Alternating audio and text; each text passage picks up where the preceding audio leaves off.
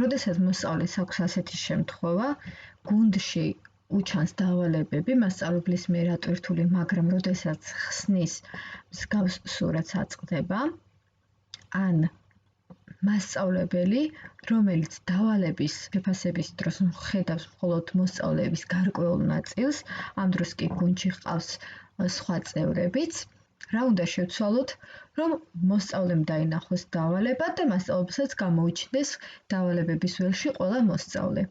ამისათვის საჭიროა, რომ მასწავლებელმა მოახდინოს რედაქტირება დავალებაში. გუნდებიდან უნდა ავირჩიოთ დავალებები და შემდეგ კონკრეტული დავალება, რომელიც არ უჩანთ მოსწავლეებს და ჩვენც ვერ ვხედავთ მოსწავლეების გარკვეულ ნაწილს. ამის შემდეგ უნდა დააჭიროს 3 წერტილს და აირჩიოს დავალების რედაქტირება.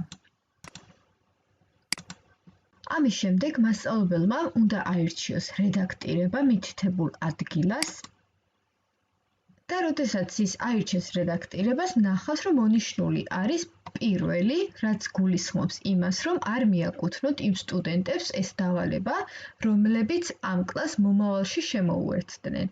ანუ თქვენი დავალება მაშინ იყო ატვირთული, როდესაც ჯერ გარკვეული სტუდენტების ნაწილი არ გყავდათ გუნდში და შესაბამისად მათ არ აქვთ წვდომა, რომ ნახონ მაშინ ატვირთული დავალებები, რომელიც მათ გუნდში გაწევრიანებამდე იყო.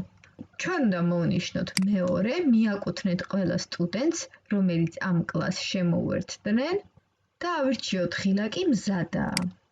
რედაქტირება რომ ბოლომდე დასრულდეს, საჭიროა განახლების არჩევა. განახლების არჩევის შემდეგ დააჭირეთ მითითებულ ხილაკს, რაც იმას ნიშნავს, რომ გადაიტვირთება ეს ჩანართი. ან შეგიძლიათ გახვიდეთ და თავიდან შემოუერთდეთ Teams. შემდეგ ისევ შედით თქვენს დარედაქტირებულ დავალებაში და უკვე ნახავთ, რომ გამოგიჩნდათ ის სტუდენტი, ან სტუდენტები, რომლებიც აქამდე არ გიჩანდნენ.